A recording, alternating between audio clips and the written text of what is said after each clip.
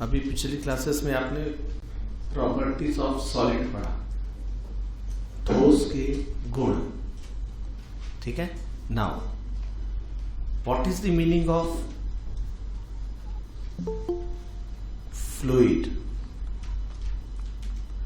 तरल का क्या मतलब होता है?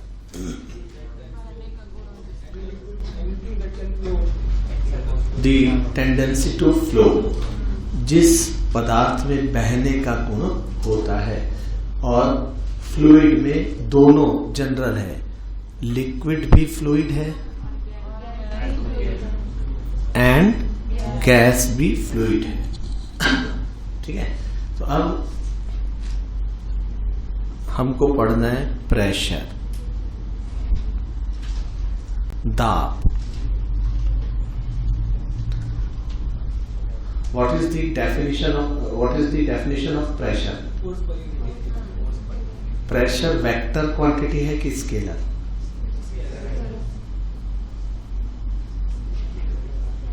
कैसे?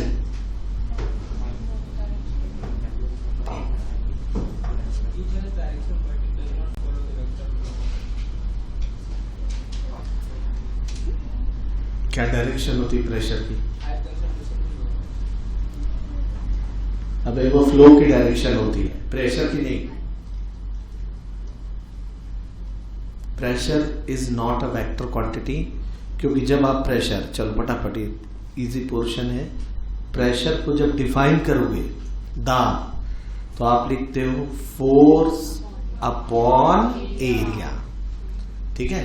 ये फोर्स एक्चुअली इस एरिया पे परपेंडिकुलर होना चाहिए, तब वो प्रेशर बनेगा, ठीक है। फॉर एग्जाम्पल ये देखो, अगर आपके पास ये कोई सरफेस है, इस सरफेस का एरिया ए है और आपने इसके ठीक परपेंडिकुलर कोई फोर्स लगाया,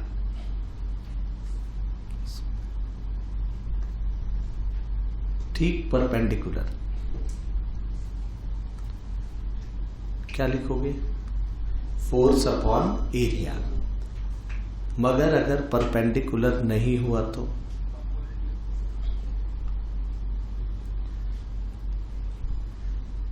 फोर्स ऐसा लग गया,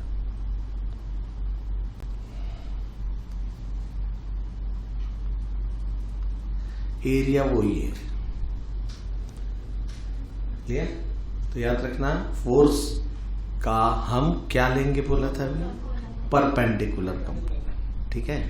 तो इसलिए ये देखो, अगर ये एंगल थीटा है नॉर्मल के साथ, फोर्स जो आपने अप्लाई किया, जो बल लगाया, तो इसका ये कंपोनेंट क्या होता है?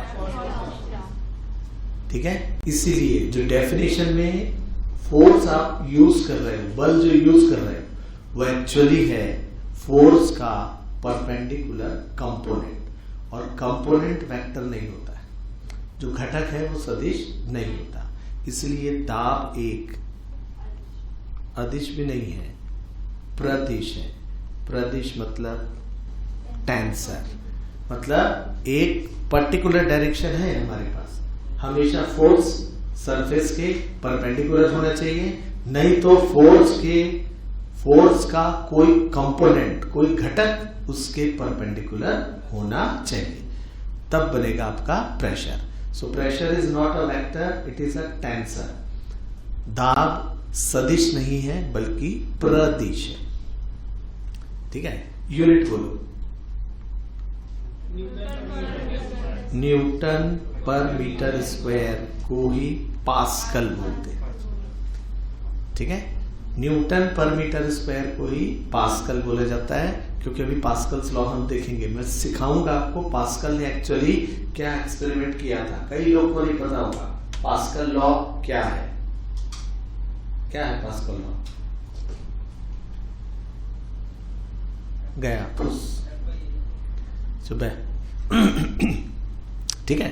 अब प्रेशर के बाद, चूंकि atmosphere is made of gases, जो वायुमंडल है वो गैसों से मिलकर बना हुआ है, ठीक है।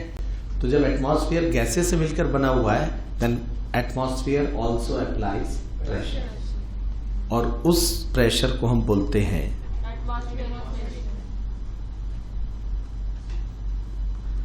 एटमॉस्फेरिक प्रेशर, वायुमंडलीय दाब। और रिप्रेजेंट कैसे करते हैं? ATM से। ठीक है। एटमॉस्फेयर किसी ऑब्जेक्ट पर, याद रखो इस अर्थ पर जितने भी ऑब्जेक्ट हैं, लिविंग नॉन लिविंग, वो सब एटमॉस्फेयर को एक्सपोज्ड हैं। हम भी जहां बैठे हैं तो हमारे ऊपर एटमॉस्फेयर अपना प्रेशर अप्लाई कर रहा है। पानी, जो भी मटेरियल है, सब पे एटमॉस्फेयर प्रेशर लगाता है। उस प्रेशर को बोलते हैं एटमॉस्फेरिक प्रेशर। और वैल्यू कितनी मालूम होना चाहिए आपको। 1 एटमॉस्फेरिक प्रेशर 1.013 इंटू 10⁵ पूरा वैल्यू लिखोगे तो न्यूटन पर मीटर स्क्वायर, या क्या न्यूटन पर मीटर स्क्वायर की जगह क्या लिख सकते हैं? पास्कल। 1.013 ही ले लो, बार हो जाता है। 10⁵ पास्कल इज कॉल्ड बार। ठीक है। और या एक और यूनिट आज दिख रहा था 760, वो ये टॉर। ठीक है। So units of pressure are pascal, bar and torr. ठीक है। ये 760 क्यों आ रहा है?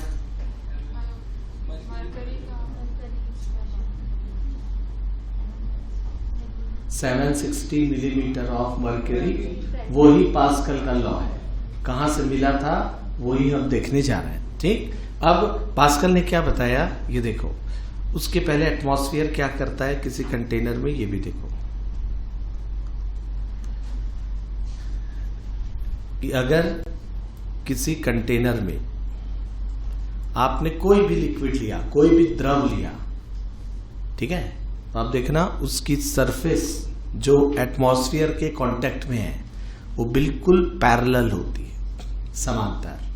और इसके ऊपर जो फोर्सेस लगते हैं वो ठीक कैसे लगते हैं?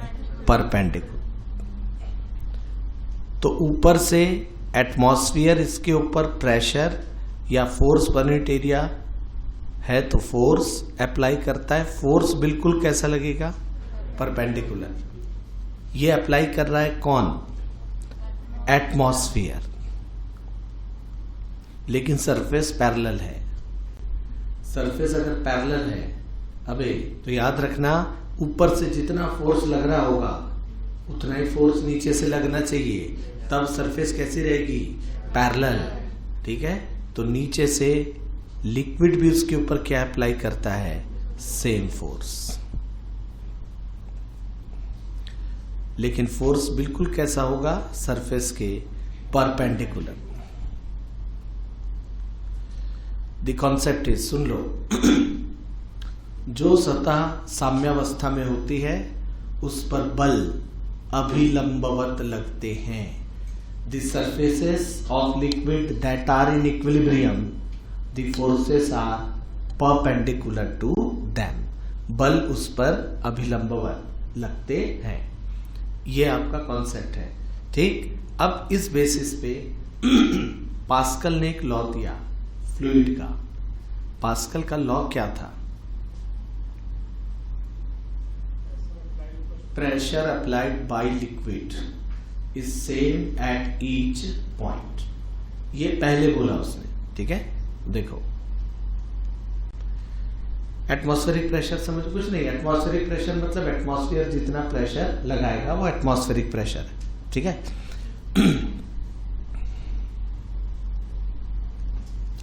Then Pascal's law. Pascal's law क्या है? इन अ fluid, pressure is equal at each point. द्रव के प्रत्येक बिंदु पर दाब समान होता है। पहला उसने यही बोला और फिर उसने करेक्शन भी किया, ठीक है। लेकिन कौन सा लिक्विड, किस लिक्विड के हर पॉइंट पर प्रेशर सेम होता है? वो लिक्विड है होना चाहिए किसमें?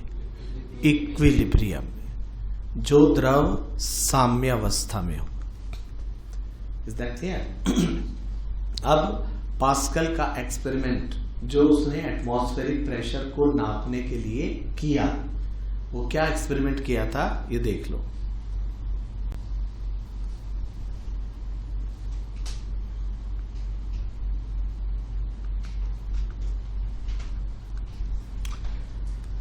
उसने क्या किया, एक कंटेनर लिया,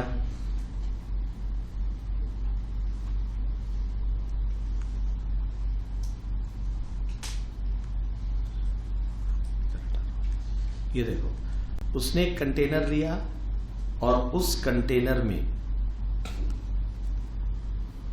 टिप तक मर्क्यूरी भर दिया। क्या भर दिया? मर्क्यूरी।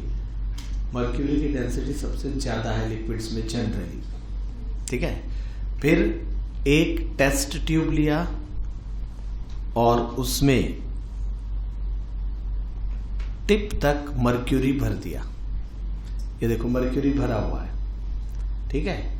और उसको ओपन एंड पे अंगूठा रख के घुमा दिया और घुमा के इस कंटेनर में डाल दिया। Is that clear?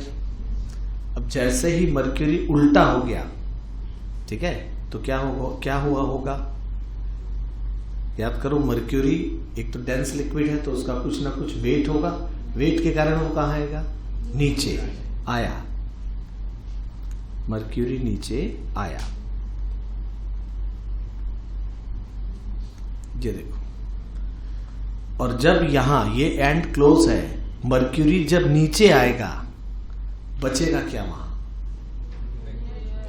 कुछ कैसे यार, उसमें छेदा नहीं है, नालायक कहीं के, उसमें कुछ नहीं बचेगा क्योंकि मर्क्यूरी तो पूरा का पूरा जगह ऑक्युपाई किया था। और जब वो नीचे आएगा अपने वेट के कारण, तो यहां बच जाएगा कौन?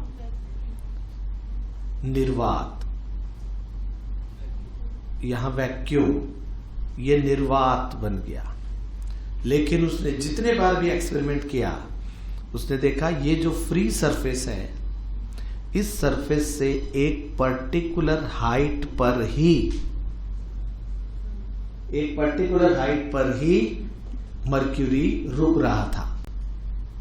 उस हाइट को उसने कैलकुलेट किया तो उसकी वैल्यू आई 76 सेंटीमीटर हर बार। अब इस 76 सेंटीमीटर का मीनिंग क्या है ये देखें आप।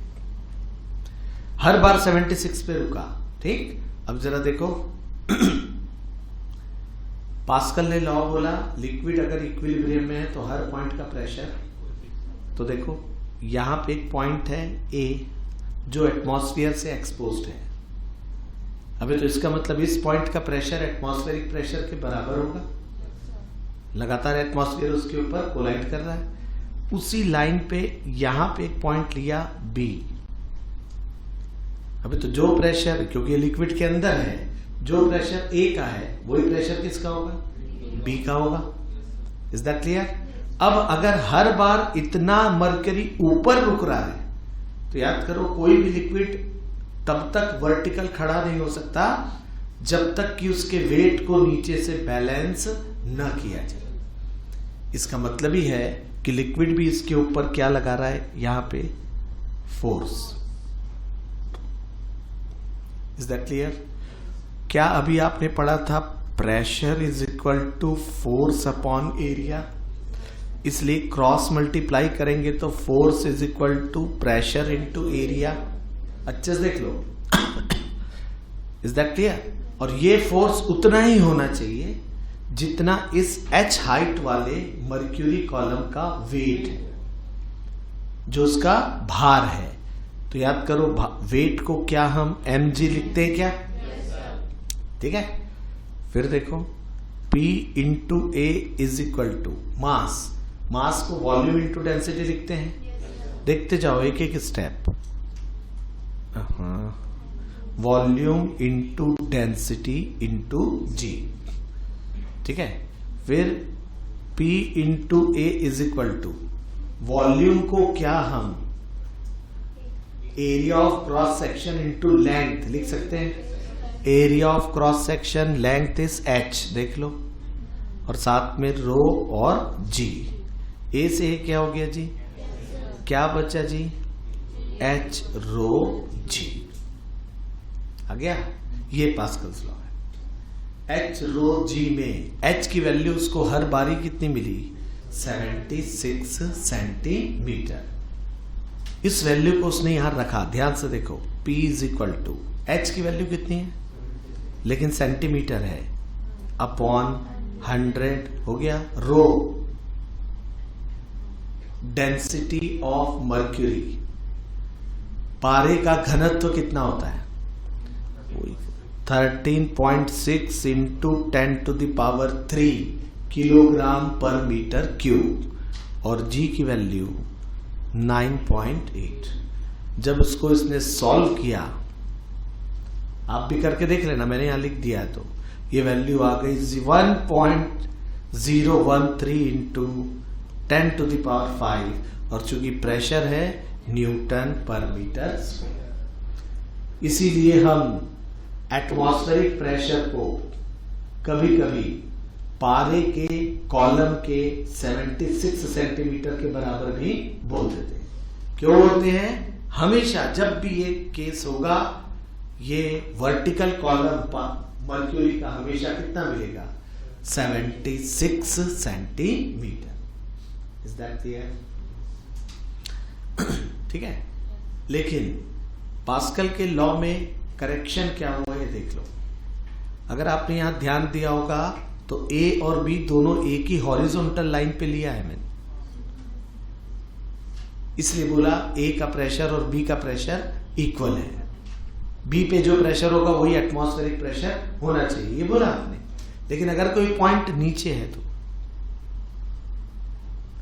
अगर कोई पॉइंट नीचे आ जाएगा तो क्या करेक्शन हुआ? डिराइव नहीं कर रहा हूं, सिर्फ बता रहा हूं करेक्शन क्या हुआ। ये देख लो कि अगर किसी लिक्विड के अंदर दो पॉइंट है और दोनों पॉइंट एक ही हॉरिजॉन्टल लाइन पे नहीं है, बल्कि उनके बीच में कोई वर्टिकल डिस्टेंस है, तो क्या इफेक्ट आता है वो लिख रहा हूं, देख लो।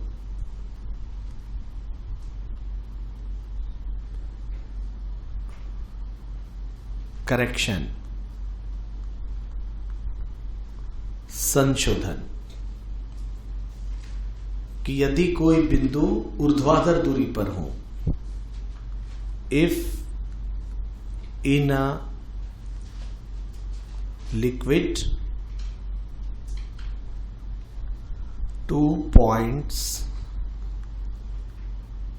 are at some vertical distance, ये करेक्शन है इसमें, है ना। तो क्या करेक्शन है उसको देखो। फिर से एक कंटेनर ले रहे हैं अपन, सिर्फ करेक्शन बता रहा हूं ना, डिराइव नहीं कर रहा हूं। अब हमको 11th का सॉल्व नहीं करना है, इसलिए जल्दी हो जाएगा। ठीक, ये कोई लिक्विड है जो एक कंटेनर में फिल्ड है, ठीक है, बिल्कुल इजी है। देखो पास्कल्स लॉ ही अप्लाई करेंगे हम। और आपने इस लिक्विड के अंदर एक ये लाइन बनाई, क्या ये वर्टिकल लाइन दिख रही है, ऊर्ध्वाधर रेखा? ये पॉइंट है ए, ये पॉइंट है बी, ठीक है। और दोनों के बीच की वर्टिकल डिस्टेंस है h, ठीक है। और दोनों जिस लिक्विड के अंदर आपने लिए उस लिक्विड की डेंसिटी है rho. What is the correction? इसके पहले पास्कल का जो लॉ था उसमें उसने बोल दिया था पा इज इक्वल टू पब, मतलब पीवी।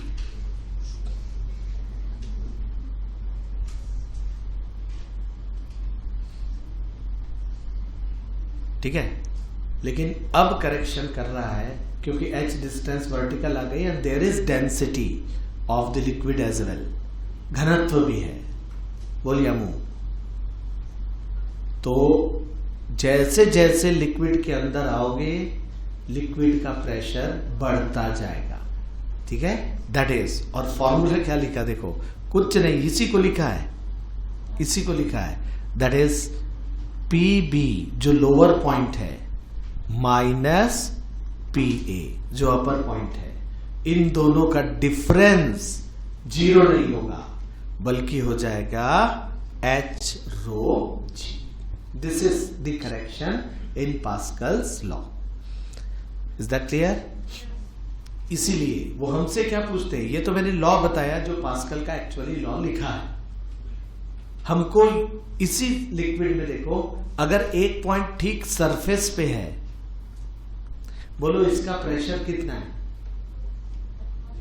Atmospheric pressure. लिक्विड की जो भी सरफेस एटमॉस्फेयर को एक्सपोज्ड होगी, खुली होगी, उस पे प्रेशर हमेशा एटमॉस्फेरिक प्रेशर के बराबर होगा, वायुमंडलीय दाब के। अब अगर कोई पॉइंट इस पॉइंट के नीचे है तो ये देखो यहां पे है, ये पॉइंट बी पे है, तो क्या बी का प्रेशर भी एटमॉस्फेरिक प्रेशर के बराबर होगा? उससे ज्यादा। कितना ज्यादा होगा? तो आपको बस ये वर्टिकल हाइट निकालना है। अगर ये h है, क्लियर? तो देखो A का, इस डायग्राम के हिसाब से A का प्रेशर ये होगा 1 atm। कोई शक? एटमॉस्फेरिक प्रेशर को जनरली हम P0 से रिप्रेजेंट करते हैं, ठीक है। तो जो B का प्रेशर लिखोगे तो वो 1 atm से ज्यादा होगा। कितना ज्यादा? H rho G। इसका मतलब अगर आप PB की वैल्यू लिखोगे तो वो वैल्यू आएगी P0 और प्लस H rho। गुड बोलो। ये है पास, इतना सा पास्कल्स लॉ, ठीक है। चलो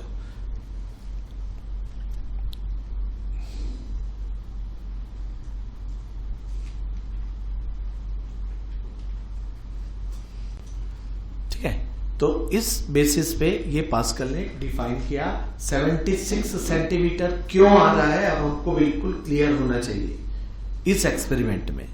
हाँ, अब जरा ये बताओ कि पास्कल भैया से पूछा गया, अबे मर्क्यूरी तो बहुत महंगा लिक्विड है बे, छत्तीसगढ़ के लेबोरेटरी में कैसे खरीदबो रे हमन? तो हमन ला तो बहुत फोकट में पानी मिल जाते, पानी चली का? चली का? काबर नहीं चला है? बिल्कुल चला है, लेकिन होगा क्या ये एक बार बता रहा हूं, देख लो। याद करो, एटमॉस्फेरिक प्रेशर तो कांस्टेंट है ना, जब तक आंधी तूफान ना आए तब तक atmospheric pressure is a constant quantity. और वैल्यू आपने लिख दी है क्या? H rho G से ही निकाला ना आपने। जब मर्क्यूरी यूज किया तो कितने सेंटीमीटर पे बैलेंस हुआ? 76। इसका मतलब अगर मर्क्यूरी से ये एक्सपेरिमेंट वो करेगा तो नियरली 1 मीटर लंबी अगर वो ट्यूब लेगा तो आराम से एक्सपेरिमेंट कर सकता है। तो 1 मीटर लंबी ट्यूब इतनी बड़ी होगी, आराम से उसमें मर्क्यूरी भर सकता है, अंगूठा लगा सकता है, उल्टा करके रख सकता है।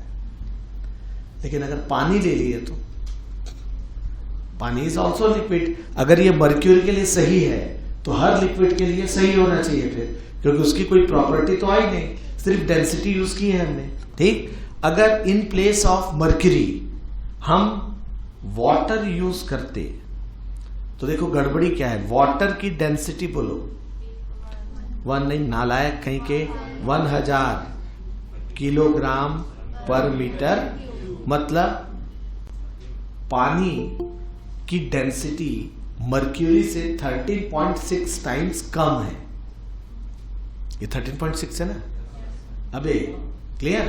तो इसका मतलब ये जो हाइट आप लिख रहे हो, याद करो आपने atmospheric pressure is equal to बोला H rho G, cross multiply करूंगा तो क्या H is equal to P0 upon rho G हो जाएगा, ठीक है। अबे तो अगर हम यहां पे मर्क्यूरी यूज करते हैं तो रो ज्यादा है तो H की वैल्यू कम है, लेकिन अगर वाटर यूज करेंगे तो H रो की वैल्यू कम हो जाएगी। कितनी कम? लगभग 13.6 टाइम। तो H क्या हो जाएगी? 13.6 टाइम्स बढ़ जाएगी। इसका मतलब इस कमरे से बड़ी ट्यूब लेना पड़ेगा। अब अंदाजा लगाओ इस इतनी लंबी ट्यूब में वो पानी कैसे डालेगा। पानी डाल भी लिया छत वत में चढ़ के, तो अंगूठा लगा के उल्टा करके टब में कैसे डालेगा? नहीं हो पाएगा। It is impractical. Length of the tube becomes larger. इसीलिए इतना बेवकूफ नहीं था, इसलिए क्या यूज किया? मर्क्यूरी। समझ गए इसते हैं? मैंने समझाया कि नहीं? छत्तीसगढ़िया में गोटिया आओ, ठीक है। तो याद रखना, इसलिए मर्क्यूरी यूज होता है, ठीक। चलो अब पास्कल का एक और लॉ उसने बताया। अभी आपने देखा कि लिक्विड जो है वो प्रेशर अप्लाई कर रहा है, सरफेस पे होगा तो एटमॉस्फेरिक प्रेशर, अंदर जाएंगे तो लिक्विड का भी प्रेशर ऐड होगा। कितना? H rho G। लेकिन अगर किसी लिक्विड पे हम प्रेशर लगाएं तब पास्कल ने बोला वो प्रेशर उसी वैल्यू के साथ पूरे लिक्विड में फैल जाता है, कन्वे हो जाता है उसी मैग्नीट्यूड में। प्रेशर का मैग्नीट्यूड चेंज नहीं। मैं लिख दे रहा हूं पास्कल का अगला लॉ।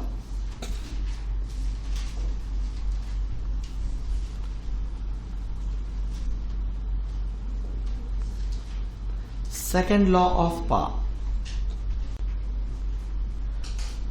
If a pressure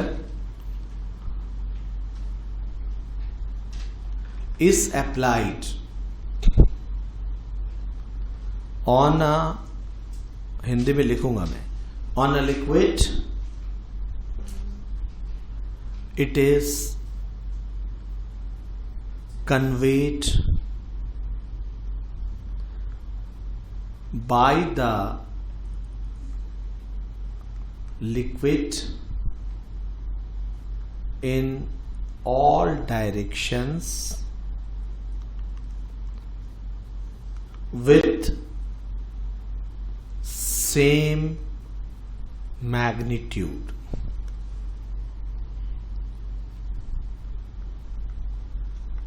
किसी द्रव पे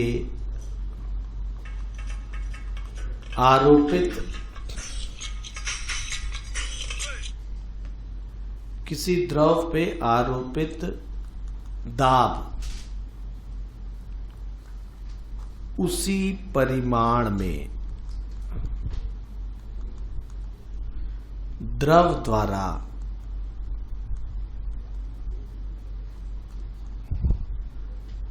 हर दिशा में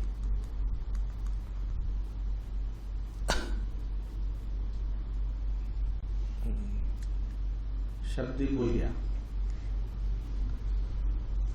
हर दिशा में संचरित किया जाता है। ठीक है, यहां से इस स्टेटमेंट से ही आप देखो ये आता है हाइड्रोस्टैटिक फ्लो।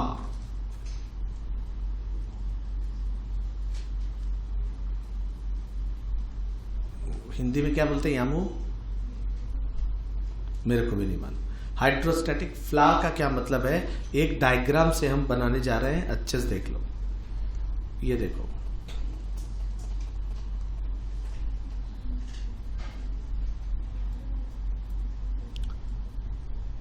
इस डायग्राम में आपको दिख रहा होगा दो अलग अलग साइज की ट्यूब आपस में एक पतली ट्यूब से जुड़ी हुई है, ठीक है। देखो, इसमें लिक्विड डाला, इसमें लिक्विड डाला, अगर दोनों जुड़ी हैं, जरा देखो तो दोनों का सरफेस सेम हाइट पे है क्या? क्या दोनों में लिक्विड का मास बराबर है? नहीं है, इसमें कम है, इसमें, लेकिन फिर भी दोनों की हाइट क्या हो गई? बराबर। क्यों? क्योंकि दोनों खुले हुए हैं और दोनों पे केवल एक ही प्रेशर लग रहा है, atmospheric pressure. Is that clear? ठीक। अब वो क्या बोलते हैं, ये देखो कि अगर आपने इसके क्रॉस सेक्शन को बोला ए, इस ट्यूब के क्रॉस सेक्शन को बोला A1, इस ट्यूब के क्रॉस सेक्शन को बोला A2, बड़ा कौन है? That is A2 is greater then A1। अब यदि आपने इस लिक्विड पे कोई एक पिस्टन रख के फोर्स लगाया, ये देखो कोई एक पिस्टन रख दिया ऐसे,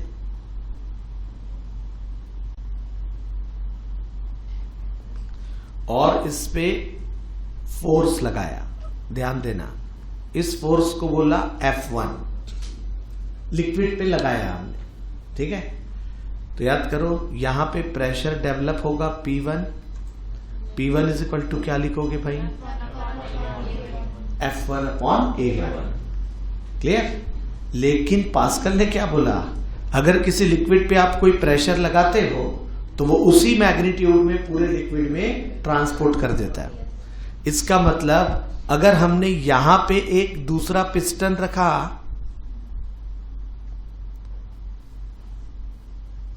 तो आपने यहां लिक्विड को नीचे फोर्स लगाया है, यहां फोर्स कहां लगेगा? अपवर्ड्स लगेगा। Let this force is F2, ठीक है। लेकिन आपने यहां पे देखा कि प्रेशर तो P1 ही आएगा यहां पे, क्योंकि पास्कल ने बोला दैट प्रेशर लिक्विड पे अगर हम लगाएंगे तो वो उसी परिमाण में, उसी मैग्नीट्यूड में एक बिंदु से दूसरे बिंदु तक ट्रांसपोर्ट हो जाएगा, संचरित हो जाएगा। अबे तो यहां पे प्रेशर का फॉर्मूला मैं लिखूंगा फिर से P1, क्या लिखाएगा भाई? वो F2 अपॉन, हो गया। लेकिन P1 की वैल्यू तो आपने क्या लिखी है? F1 अपॉन A1 लिखी है। क्रॉस मल्टीप्लाई करूंगा तो क्या F2 is equal to A2 upon A1 into F1 हो गया क्या? हुआ कि नहीं हुआ? अबे तो क्या F1 और F2 बराबर है क्या? बड़ा कौन है? क्योंकि A1 छोटा है, आपने लिखा विकट छोटा है, ये A1 छोटा है, A2 बड़ा है, इसका मतलब F2 की वैल्यू क्या होगी? F1 से ज्यादा हो जाएगी। मतलब यहां छोटा फोर्स लगाओगे, आपको यहां लिक्विड से प्रेशर ट्रांसफर होकर बड़ा फोर्स मिलेगा, है ना। एग्जांपल भी बता रहा हूं, आप देखो, प्रो आया क्या? प्रो यार, गुड, ताकतवर जवान है मेरा, लेकिन उसको बोलो तो एक कार उठा देगा क्या? उठा लेगा? है इनोवा खड़ी मेरी, उठा लेगा? शाबाश। इसके बाद डिमॉन्स्ट्रेशन होगा बेटा क्लास के बाद, क्योंकि पास्कल लॉ फेल करने वाला है, उसका खानदान मिलके भी नहीं उठा पाएगा ना, याद रखो। लेकिन उसी कार को सर्विस स्टेशन में एक अकेला छोटा सा गुड्डू भी एक हैंडल घुमा के उतनी बड़ी कार को प्लेटफॉर्म पे उठा देता है। तो क्यों उठा देता है? वहां यही lift, this is called hydrostatic lift, ठीक है। हाइड्रोस्टैटिक लिफ्ट है ये। कारण क्या है? एक एंड आप ट्यूब को पतला करो, छोटा फोर्स लगाओगे तो वो फोर्स जब दूसरे तरफ ट्रांसफर होगा तो प्रेशर सेम होगा मगर फोर्स का मैग्नीट्यूड बढ़ जाएगा। कभी देखे हो गाड़ियां वगैरह धुलने जाती है जहां, ठीक है, वहां पे लिफ्ट होती है, वो क्या कैसे उठाते हैं? क्या वो वहां पे वर्कर रहते हैं, चलो एकदम लगाओ ऐसे 4-5 प्रोलोग को बुला ऐसे उठाते हैं क्या हाथ से? नहीं, एक प्लेटफॉर्म पे खड़ा करते हैं, साइड में एक तो हैंडल रहता है, उसको कोई भी एक आदमी ऐसे घुमा देता है। ये घुमाया, उसके पास इतनी ताकत नहीं थी कि कार को उठा ले, सब कोई प्रो थोड़ी हो सकते हैं भाई, ठीक है, तो वो घुमाता है, उतना ही फोर्स उसके पास है, लेकिन क्या उड़ जाती है उधर से, हैवी गाड़ियां भी ऊपर उड़ जाती हैं, तभी तो वो धुलती है। Is that clear? गुड बोलो। और उसमें स्पेशल टाइप का ऑयल यूज होता है, पानी नहीं रहता भाई यहाँ पे, पानी रहेगा तो फिर मर गए, वो हैंडल हिलाने में हमको जान निकल जाएगी। एक अच्छा डेंस लिक्विड अलग ऑयल आता है जो उसके बीच में भरा रहता है, और कॉन्सेप्ट यही है वहां पे, it is called hydrostatic lift. Is that clear? चलो, ये प्रेशर के बारे में छोटी छोटी चीजें हैं, फटाफट ये सब आज अच्छे से देख लो, पूरे फॉर्मूले सब आर्किमिडीज भी देख लेंगे अगर टाइम रहा तो। अब मेरे को बताओ,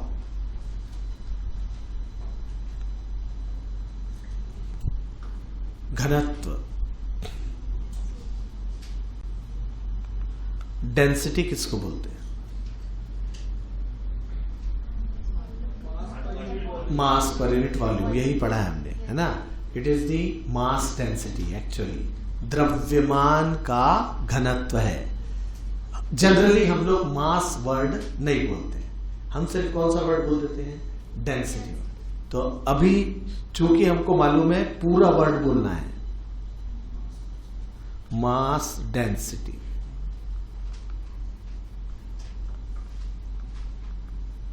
द्रव्यमान घनत्व, क्योंकि अभी आप इलेक्ट्रोस्टैटिक्स भी पढ़ रहे हो, याद करो, अभी वहां पे आपने एक वर्ड यूज किया था, रैखिक आवेश घनत्व, लीनियर चार्ज डेंसिटी, वो भी डेंसिटी वर्ड आया, लेकिन उसके सामने कौन सा वर्ड लिखा? चार्ज, आवेश, ठीक है, ये लिखा। तो डेंसिटी अगर कॉमन वर्ड भी यूज करना है तो वो मास डेंसिटी ही होती है। और डेफिनेशन बिल्कुल करेक्ट बोल रहे हैं आप लोग, डेंसिटी को अगर रो से डिनोट किया तो क्या हो जाएगा?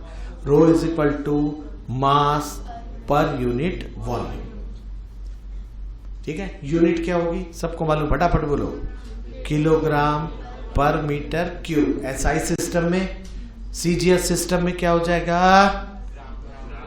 ग्राम पर, याद करो, केमिस्ट्री वाले लोग इसको ग्राम पर, सेंटीमीटर क्यों नहीं लिखते? सीसी डब्बा फोड़ते,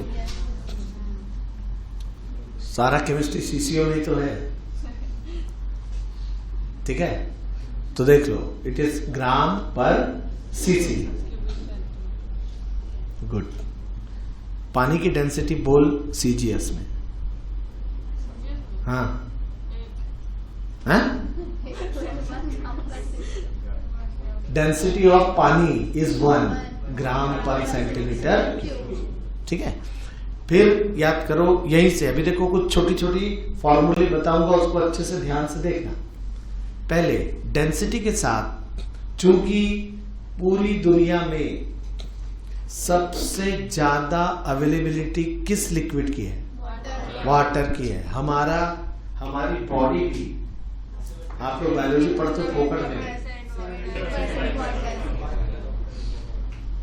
70% वाटर, और बाकी जब 70% वाटर हो गया तो 92% कैसे? तू मरियल है, मेरा 70% बिरयानी है।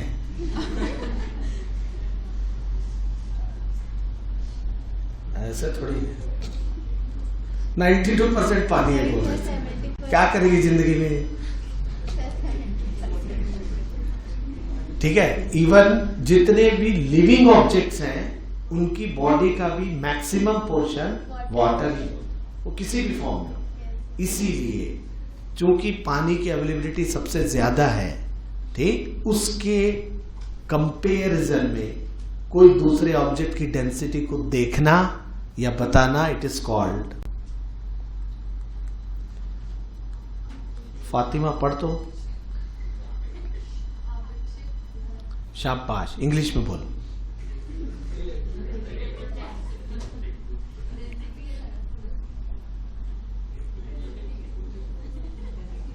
रिलेटिव डेंसिटी, ठीक है। और रिलेटिव डेंसिटी का डेफिनेशन है, अच्छा फॉर्मूला बोल दो। दैट इज, अबे फॉर्मूला बोलने के लिए बोला तो सीधा और शॉर्ट में आ गया। That is density of object. जो भी, जिस भी ऑब्जेक्ट को, जिस भी वस्तु को आप देख रहे हो, लेकिन डिवाइडेड बाय क्या आएगी?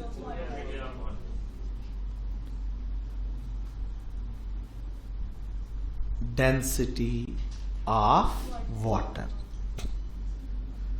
वस्तु का घनत्व बटे वस्तु का बटे जल का घनत्व। इसीलिए रिलेटिव डेंसिटी का ना कोई यूनिट होता है और ना कोई डायमेंशन, ठीक है। और कभी कभी देखो नीट में एकदम सिंपल क्वेश्चन, तो बालाघाट में रहते ना, बालाघाट में एक लकड़ी ऐसी मिली जिसकी रिलेटिव डेंसिटी 1.3 थी। पानी में डूबेगी कि नहीं?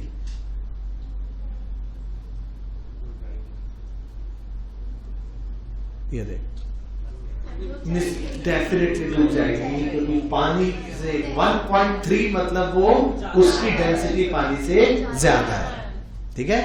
रिलेटिव डेंसिटी देखते ही हमको पता चल जाएगा कि कोई ऑब्जेक्ट पानी से हल्का है कि पानी से भारी। Is that clear? तो ये रिलेटिव डेंसिटी इज यूनिटलेस आणि डायमेंशनलेस, ठीक। अब छोटे छोटे दो फॉर्मूले बता रहा हूं। चूंकि हम फ्लूइड पढ़ रहे हैं इसलिए लिक्विड की बात कर रहे हैं। अगर आपने दो लिक्विड को मिक्स किया, दो द्रवों को मिलाया,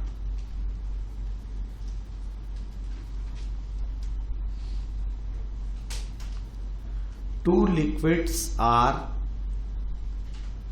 मिक्स्ड, दो द्रवों को मिलाया, तो दो अलग अलग लिक्विड होंगे तो दोनों की डेंसिटी भी क्या होगी? अलग अलग होगी। डेंसिटी पे हमारा कोई बस नहीं है, याद रखना, वो नेचर ने दिया हुआ है। हमारे बस में है उसका मास डिसाइड करना, उसका वॉल्यूम डिसाइड करना, ये हमारे हाथ में। और इसी दो पे डेंसिटी का फॉर्मूला में मिक्सचर का, उसके मिश्रण का लिखने जा रहा हूं, ठीक है। तो when two liquids are mixed, देखो क्या क्या दिया, उनकी डेंसिटीज, उनके घनत्व है ρ1 एंड ρ2, ठीक है। अब आपको बोला ρ1 डेंसिटी वाला जो लिक्विड है उसका m1 मास लिया, कितना मास लिया? और ρ2 डेंसिटी वाले लिक्विड का m2 मास लेके दोनों को मिलाया, तो बोला बताओ what is density of the mixture?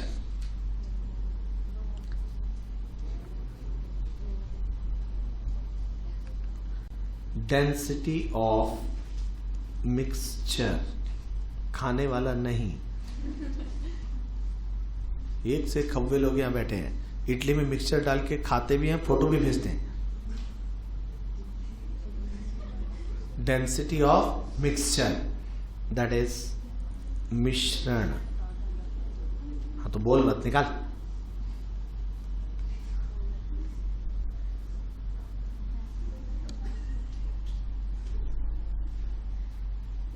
Music ही निकालते हैं।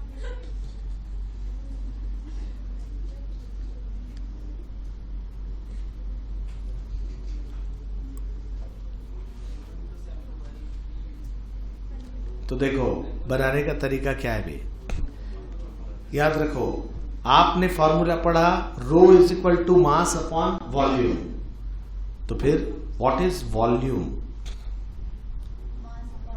मास अपॉन रो होगा। तो देखो जरा, पहले लिक्विड के लिए अगर आप लिखोगे वॉल्यूम V1 तो क्या ये m1 बाई रो 1 आएगा? दूसरे लिक्विड के लिए आप वॉल्यूम लिखोगे M2 V2 तो क्या वो M2 बाई आएगा? अब आपने पहले लिक्विड का मास मिलाया M1, दूसरे का मास M2, टोटल मास कितना हो गया? ठीक है। नाउ नेट मास। सर स्क्रीन अटक गई है। हैं? हट, तेरा गड़बड़ है, बाकी लोग बोलो तो रे। हाँ सोनी, ये देख, नालायक सोनी। यस यस सर, नहीं अटका। नालायक छोटी, तू कौन सड़े जगह में बैठी? हट। चलो, नेट मास, कुल द्रव्यमान क्या M1 प्लस M2 हो जाएगा? और net volume V1 plus V2। तो हमको निकालना है density of mixture. Rho is equal to density of mixture निकाल रहे हैं। हाँ, तो rho is equal to, formula तो एक ही है ना हमारे पास, मास अपॉन वॉल्यूम। लेकिन मास की जगह क्या आएगा? और अपॉन वॉल्यूम की जगह क्या आएगा? V1 प्लस V1 और V2 हमको दिया नहीं है, तो क्या आ जाएगा? M1 plus M2 upon M1 by rho 1 और प्लस M2 अपॉन रो 2। ठीक, दो लिक्विड के लिए जो फॉर्मूला आया, ऐसे 5 लिक्विड मिलाते तो M1 plus M2 plus M3 plus M4 plus M5 और अपॉन, तो जनरलाइज फॉर्म में लिख सकते हैं क्या हम? ऊपर में लिखेंगे सिग्मा M और नीचे क्या लिखेंगे? सिग्मा M बाई रो, चाहे जितने लिक्विड आप मिला लो। Is that clear? ठीक, स्पेशल केस देखो, यहां से याद रखना, ही पूछा है अपने एग्जाम में। ये मैं हटाऊंगा। छोटू स्क्रीन दिख रही है? अब दिख रही है। हट। स्पेशल केस, अगर M1 is equal to M2 is equal to M हो गया, क्या मतलब हुआ? मास से। ठीक, दो अलग अलग लिक्विड है, डेंसिटी कभी इक्वल नहीं हो सकती। क्यों? हम पढ़ रहे हैं general properties of matter. Density is the property of matter. Is that clear? चलो, अगर M1 is equal to M2 is equal to M हो गया, तब जरा बोलो तो density of mixture of two liquids, क्या ऊपर M प्लस M 2M हो गया क्या? अपॉन M कॉमन निकल जाएगा क्योंकि दोनों में है, it is 1 by plus 1 by M से M क्या हो गया? सो रो इज इक्वल टू, देखो नीचे में पहले क्रॉस मल्टीप्लाई होगा, नालायक कहीं के, तो रो 1 प्लस रो 2 और अपॉन रो 1 रो 2 ऊपर आ जाएगा 2 rho 1 row. So this is the formula of mixture density when two different liquids of same mass are mixed.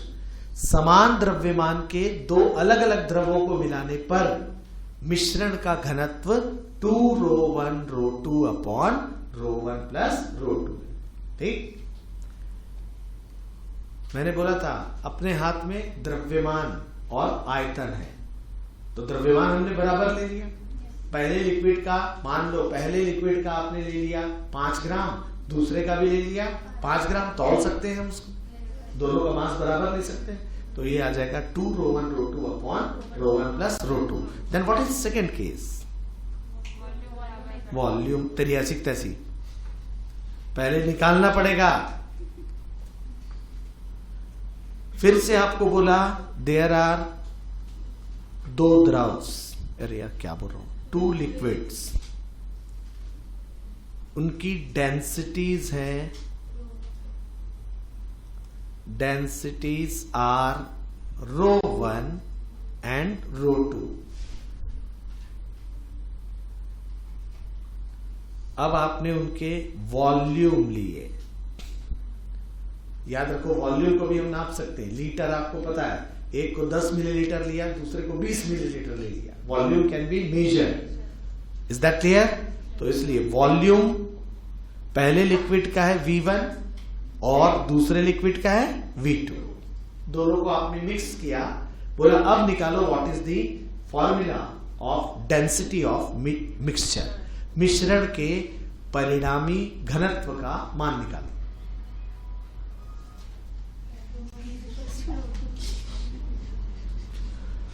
तो देखो, क्या पहले वाले का मास हम लिखेंगे, इट इज ρ1 V1, और दूसरे वाले का मास लिखोगे ρ2 V2। फार्मूला एक ही है, यही फार्मूला है बस, ठीक है। तो m निकालना है तो क्रॉस मल्टीप्लाई कर दिया।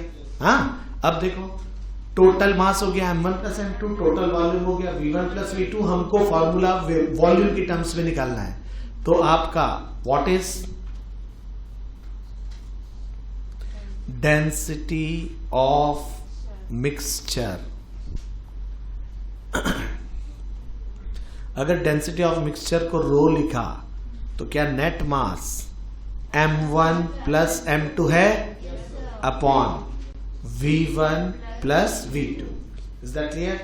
लेकिन मास को तो आप ऐसे रिप्लेस कर रहे हो, तो इसलिए rho is equal to ρ1 v1 plus ρ2 v2 और अपॉन v1 प्लस v2। देखो ये फॉर्मूला वॉल्यूम की टर्म्स में। Is that clear? और अगर बोल दिया कि दोनों लिक्विड का वॉल्यूम हमने सेम, अच्छा इसको जनरलाइज फॉर्म में लिख सकते हैं क्या? जनरलाइज्ड फॉर्म में, व्यापक रूप से बोल गुलू।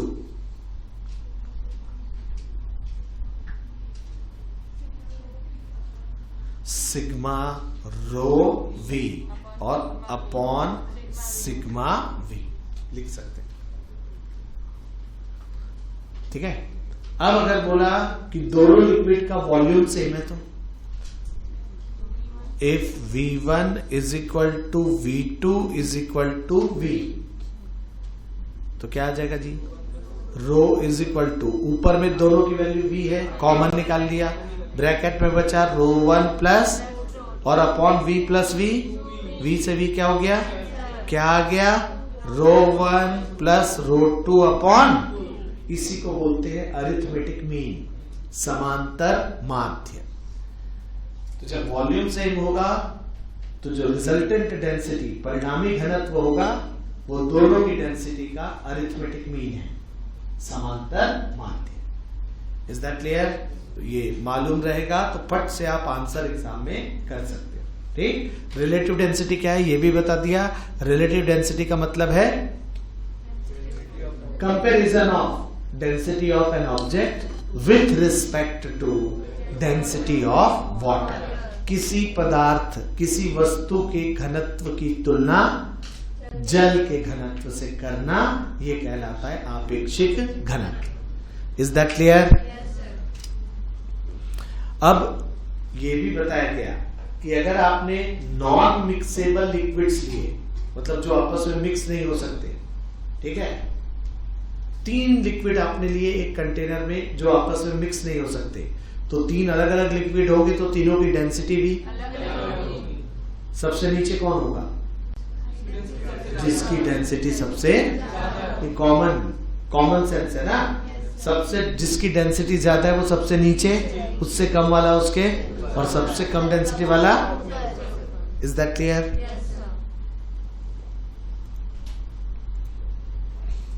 तुमको मैंने जो हैंडआउट दिया है उसमें प्रेशर और डेंसिटी पे मस्त छोटे छोटे क्वेश्चन सॉल्व हैं, देखना आज ही बना लेना, एकदम छोटे छोटे मस्त हैं।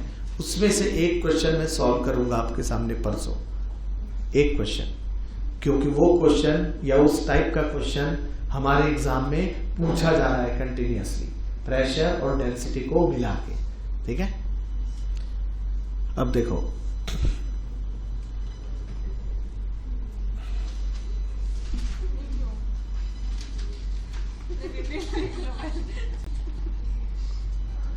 छोटू आवाज आ रही क्या?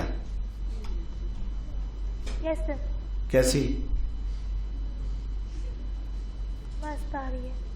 हाँ?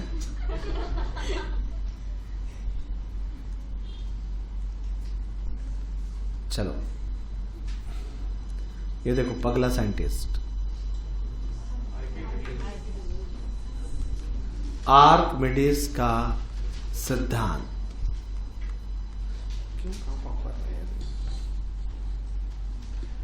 आर्किमिडीज का सिद्धांत, आर्किमिडीज प्रिंसिपल, किस फोर्स के बारे में बताया उसने? बायोन।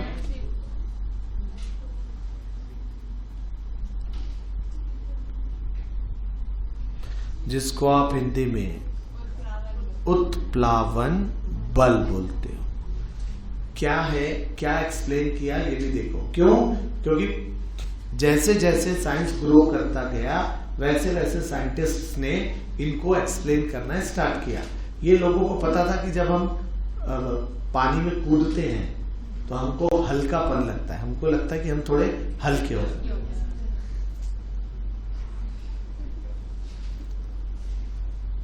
बिलासपुर अरपा नदी में पानी वानी है?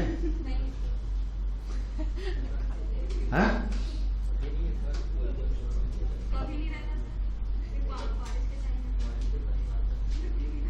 हाँ, तो उसी टाइम ले जाके इसको डालेंगे उसको। क्या बोला उसने कि जब भी किसी सॉलिड को, ये सॉलिड है देखो, अगर आप इसको लिक्विड में डुबाओगे, लिक्विड में डुबाओगे, ठीक है, तो जितना उसका वॉल्यूम है, जितना आयतन है, उतने वॉल्यूम के बराबर लिक्विड वो हटाएगा, मतलब लिक्विड को डिस्टर्ब करेगा। और लिक्विड डिस्टर्ब होगा तो गुस्सा होगा, और इसलिए वो उसके ऊपर फोर्स है, हट बे तो निकल, ठीक है, वो फोर्स लगाएगा। किस तरफ? अपवर्ड। विस्थापित समान आयतन के द्रव का भार कहलाता है उत्प्लावन बल। The weight of displaced liquid of same volume is called buoyant force, up thrust. Is that clear? लिख दे रहा हूं।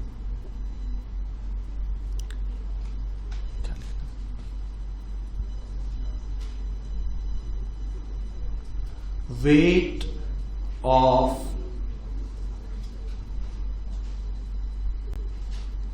displaced liquid of same volume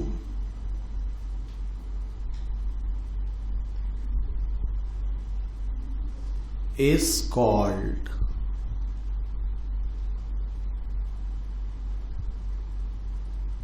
buoyant force, उत्प्लावन बल कहलाता है। ठीक है, अब इसको देखें,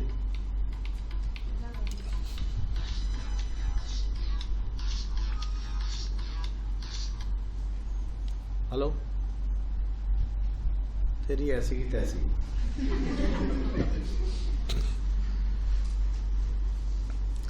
तीन अलग अलग सिचुएशन में आर्किमिडीज प्रिंसिपल को लिख रहा हूं, ठीक है।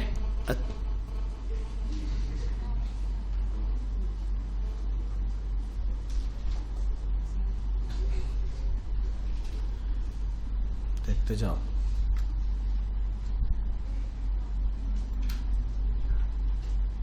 तीन अलग अलग कंडीशन लिखेंगे, ठीक है।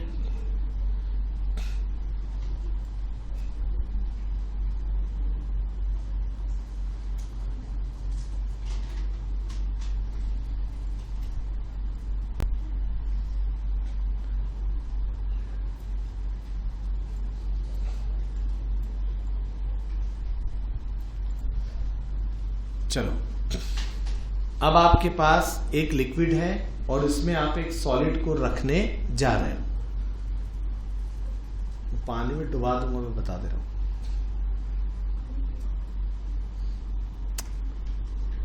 टोटो तू जब भी यहाँ बैठती है ना, मैं यहाँ पे डिस्को होने लगता हूँ। देख तू वहां कुछ काड़ी करती क्या? ये देख पिन बात करना चाह रही है मेरे को। ये देख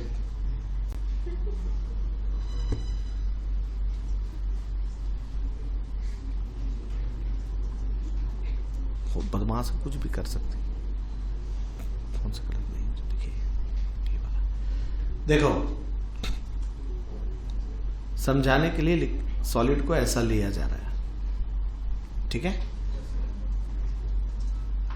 3 अलग अलग कंडीशन में बताने वाला हूं, इसलिए देख लो। पहली कंडीशन क्या है?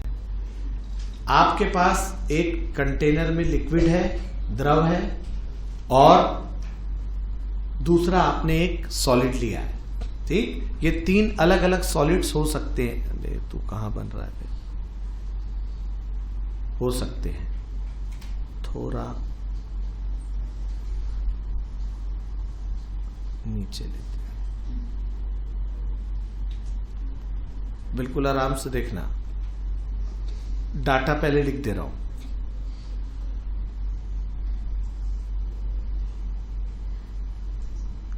डेंसिटी ऑफ सॉलिड, ठोस का घनत्व है रो, एंड डेंसिटी ऑफ लिक्विड, उसको मैंने लिया सिग्मा, ठीक है। अब 3 अलग अलग कंडीशन में ये डायग्राम हम बनाने जा रहे हैं। कंडीशन नंबर 1, दैट रो मतलब सॉलिड की density is less than sigma, ठीक है। तो अगर ये कम है तो याद करो, फिर ये अगर ज्यादा है तो ये ऐसा आएगा। ध्यान से देखना क्यों ऐसा होगा, ये हम बताएंगे अभी अपने कॉन्सेप्ट से प्रूव करके। क्या पूरा सॉलिड लिक्विड के अंदर डाला क्या है? पूरा सॉलिड लिक्विड के अंदर नहीं है। इसका मतलब वो पूरा वॉल्यूम, अपने वॉल्यूम के बराबर लिक्विड नहीं हटाने वाला। सिर्फ कितना पोर्शन अंदर आया? ये हाफ नहीं, कुछ भी हो सकता है। ये देखो, इतना पोर्शन लिक्विड के अंदर आया तो उतना ही वॉल्यूम वो हटाएगा, ठीक है। देख लो, पूरे लिक्विड का, पूरे सॉलिड का वॉल्यूम है V0, और जो लिक्विड, जितने लिक्विड को वो हटाएगा उसका वॉल्यूम है V। क्या डायग्राम में दिखा V is less than V0 है? Is that clear? अब याद करो जरा, अगर आपने किसी सॉलिड को किसी लिक्विड पे रखा है तो सॉलिड का वेट, भार किधर काम करेगा? Vertically downward. देखते जाओ, इसका वेट वर्टिकली डाउनवर्ड काम करेगा। वेट को लिखा W। Is that clear? अबे लेकिन ये तैर रहा है, दिस इज कॉल्ड तैरने का नियम। This phenomena is called floating, ठीक है। तो ये V is less than V0 है, दिख रहा है वेट। अभी तो ये इसलिए है, कोई भी सॉलिड लिक्विड में लटक गया, इसका मतलब है कि उसका जितना वेट है उसको कौन बैलेंस कर रहा है? कोई ना कोई फोर्स होना चाहिए जो उसके वेट को बैलेंस करे, और बैलेंस करने वाला फोर्स होगा अपथ्रस्ट। Is that clear? अब आपने अपथ्रस्ट की डेफिनेशन लिखी है, वेट हमको मालूम है। कैसे? इस क्वेश्चन में क्या आपको दिखा U is equal to W? Upthrust weight को बैलेंस करेगा। अब अपथ्रस्ट भी वेट ही है। किसका वेट? हटाए गए द्रव का भार, वेट ऑफ डिस्प्लेस्ड लिक्विड। तो अभी वेट लिखना सिखाया था आपको, V रो G ऐसा लिखते थे आपको। याद करो, U मतलब लिक्विड के लिए लिख रहे हैं, कितना वॉल्यूम हटा उसका? V। डेंसिटी ऑफ लिक्विड कितनी है? सिग्मा, और G। Is equal to weight of solid. तो वेट ऑफ सॉलिड वॉल्यूम कितना है, V नॉट, डेंसिटी कितनी है, रो और G। जरा देखो तो जी, G से G दोनों तरफ से क्या हो गया, इसका मतलब can I write sigma is equal to V naught upon V into rho. लेकिन आपने तो बोला V बहुत छोटा है V नॉट से, दैट इज डिनोमिनेटर छोटा है। अबे इसका मतलब क्या हम लिख सकते हैं, rho is greater than sigma. The meaning is a solid can float on surface of a liquid if density of liquid is larger than that of density of solid। कोई वस्तु, कोई ठोस वस्तु द्रव की सतह पर तभी तैरेगी जब द्रव का घनत्व अधिक और ठोस का घनत्व कम। ठीक है।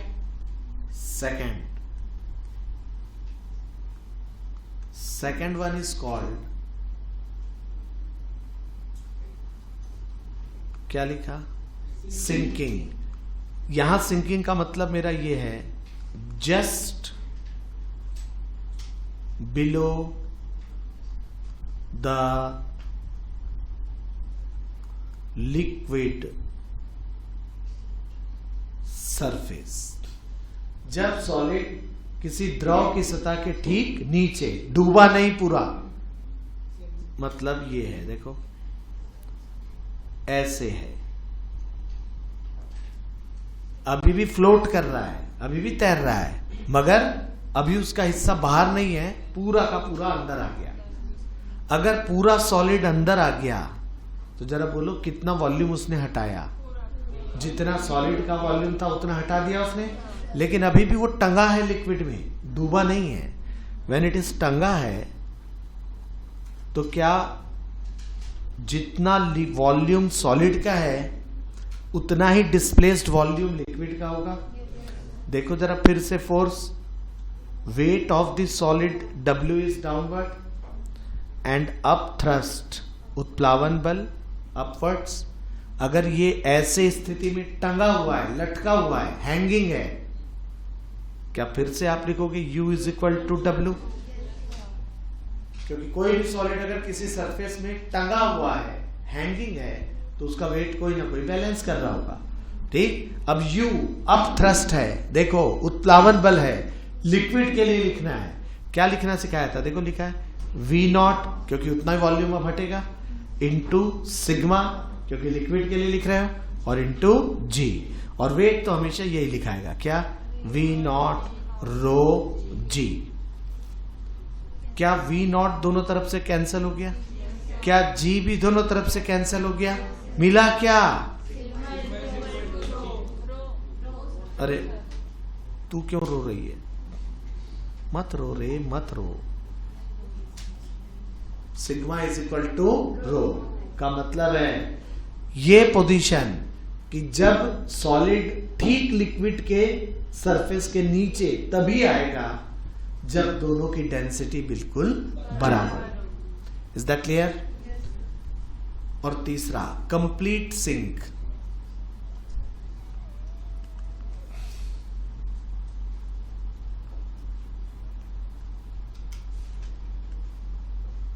पूरी तरह से डूब जाना, मतलब, अरे सॉलिड कहां चला गया?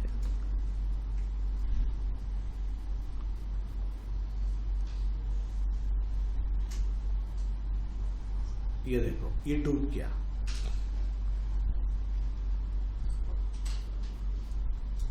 तो ऐसा तभी होगा जब up thrust is less than W. मतलब अब जो अप थ्रस्ट है, जो उत्प्लावन बल है, वो इतना पर्याप्त, इतना सफिशिएंट नहीं है कि उसके वेट को रोक सके। ठीक है, तो फिर आप लगाओगे यू, क्या लिखा था अभी आपने, देखो।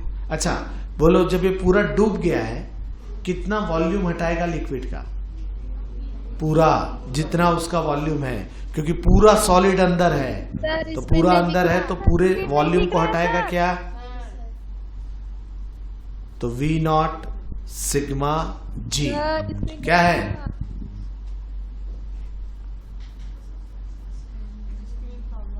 I don't understand. V naught rho g is less than V naught rho g.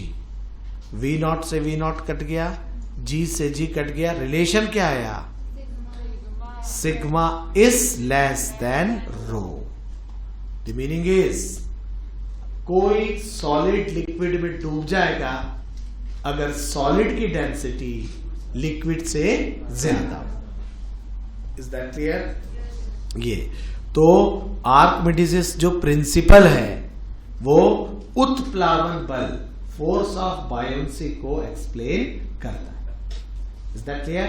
तो देखो 3 चीजें हमने देख ली, छोटी छोटी चीजें ही हैं, pressure, density, relative density and Archimedes principal, सब एक दूसरे से जुड़े हुए हैं। ठीक है, इसी के ऊपर बेस्ड क्वेश्चन मैंने आपको दिए हैं आपकी वर्कशीट में, अच्छे से आज ही बनाना, सॉल्व है।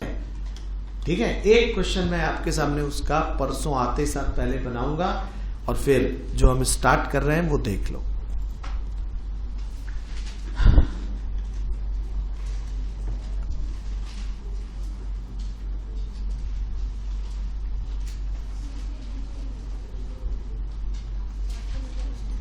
सरफेस टेंशन हिंदी में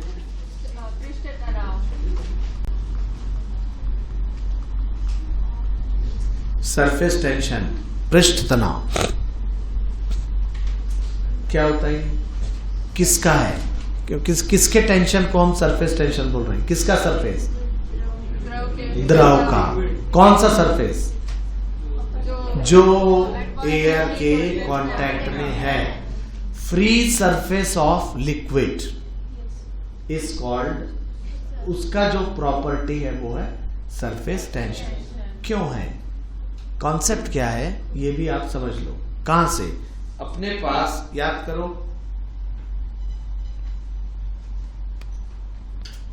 एक ही रबर बैंड तो वो भी गिरा दिया।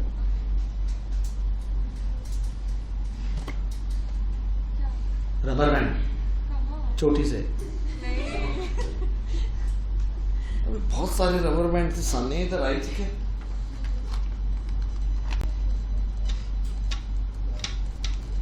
सब आप ले दिए।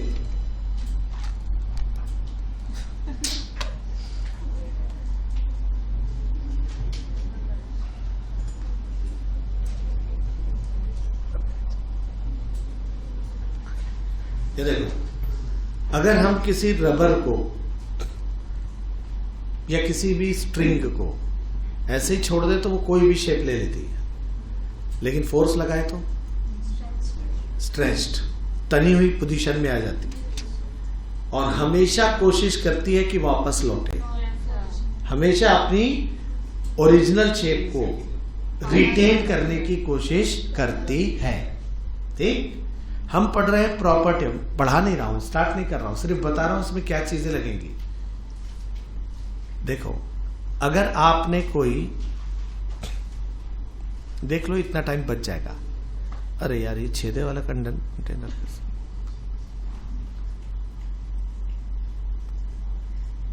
आराम से समझ जाओगे, बहुत इजी है। अगर आपने किसी पात्र में, याद रखो आपको लिक्विड को कहीं लेना है तो कहां लोगे? ऐसा भिखमंगा टाइप ऐसे हाथ में लेंगे? किसी ना किसी कंटेनर की जरूरत हमको पड़ेगी, और कंटेनर होता है सॉलिड। लिक्विड का कंटेनर देखे हो कभी? नहीं, सॉलिड कंटेनर ही होगा जिसमें आप लिक्विड रखोगे, और नहीं तो ये भी सॉलिड है, तेरा तो पानी है 92%। वही बोलिए, मैं थोड़ी ना बोला। ये देखो, हट, ये लिक्विड आपने यहां तक भरा, ठीक है? अब जरा याद करो, क्या लिक्विड के भी अपने मॉलिक्यूल्स, अणु होते हैं? लिक्विड के अंदर कहीं पर भी एक मॉलिक्यूल को देखो, आपने पढ़ा इंटर मॉलिक्यूलर फोर्स पहले दिन जीपीएम में, मतलब जितने भी मॉलिक्यूल्स ऑफ द लिक्विड है उनमें भी भले कम होगा लेकिन अट्रैक्शन होगा, ठीक है? अभी तो इसके चारों तरफ मॉलिक्यूल्स हैं, इसका मतलब क्या हुआ भाई? इसका मतलब इधर वाला मॉलिक्यूल इधर फोर्स लगाएगा, इधर भी लगा सकता है, इधर भी लगा सकता है, इधर भी लगा सकता है। हट, ये क्या हो गया? इधर भी लगा सकता है। मतलब लिक्विड के चारों तरफ जब लिक्विड होगा तो चारों तरफ लिक्विड के ही मॉलिक्यूल्स होंगे क्या? ये देख लो, अगर ऑल डायरेक्शन से फोर्स लग गया इस मॉलिक्यूल पे, what is net force?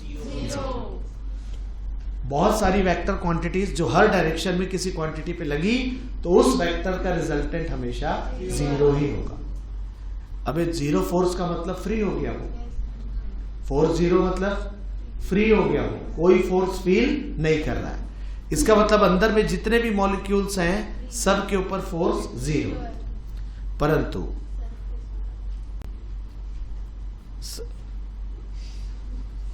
Surface के ठीक नीचे एक लेयर बनाई उतने साइज की जितने साइज का मॉलिक्यूल होता है। मॉलिक्यूल का साइज एंगस्ट्रॉम के लेवल का होता है, ठीक है। तो एंगस्ट्रॉम के लेवल की एक सरफेस को कंसीडर किया, माना, उसके अंदर भी मॉलिक्यूल आएगा क्या? ध्यान से देखो, ये कोई, अरे उतने दूर क्यों लिया, बीच में देखो, ये देखो यहां पे कोई मॉलिक्यूल लिया, लेकिन इस मॉलिक्यूल के साथ जो कि सरफेस पे है, गड़बड़ी क्या है, उसके ऊपर एयर है और एयर के मॉलिक्यूल्स, वायु के अणु दूर दूर होते हैं और लिक्विड के उसके रिस्पेक्ट में पास पास है। अबे तो इसका मतलब इसके ऊपर जब नीचे फोर्स लगेगा, मतलब इनसाइड द लिक्विड ज्यादा एरो मारा और ऊपर मारोगे तो कम, क्योंकि वहां ये देखो दो ही मारा। क्या ये बैलेंस्ड फोर्स है? रिजल्टेंट फोर्स किधर लगा? नीचे, मतलब इनसाइड ऑफ द वाटर, ठीक। इसका मतलब इस लेयर में जितने भी मॉलिक्यूल आएंगे, क्या वो रिजल्टेंट फोर्स जीरो होगा उन पे? इसका मतलब उनके ऊपर एक फोर्स लग रहा है। मतलब ये जो पूरी फ्री सरफेस है, अगर उसको आप एक झिल्ली मानो, एक झिल्ली को इंग्लिश में क्या बोलते हैं? हाँ, तो गाड़ी वाला आया घर से कचरा निकाल, ये थोड़ी ना पढ़ा रहा हूं, पॉलिथीन, एक मेम्ब्रेन टाइप का, ठीक है। लेयर का बिरयानी अच्छी नहीं रहती। तेरे क्या समझ में आया जो हंसी? ठीक है, तो वो लेयर के जितने भी मॉलिक्यूल्स हैं सब फोर्स्ड हैं, मतलब वो खींचा हुआ है। लिक्विड के अंदर का molecule resultant force zero feel कर रहा है, खींचा हुआ नहीं है। फ्री सरफेस, मुक्त सतह की इसी प्रॉपर्टी को बोलते हैं सरफेस। सुन लो आप, किसी द्रव की स्वतंत्र सतह सदैव तनाव की अवस्था में होती है, उसके इस गुण को ही पृष्ठ तनाव कहते हैं। Free surface of a liquid is always in tense position and this property of free surface of liquid is called surface tension. Is that clear? इसी को पढ़ना है। सरफेस टेंशन में कितनी सारी चीजें, इतना सा डेफिनेशन है उसका। मैथमेटिकल डेफिनेशन क्या है?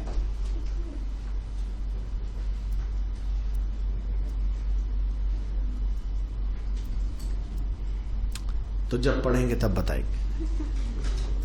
तक लिया।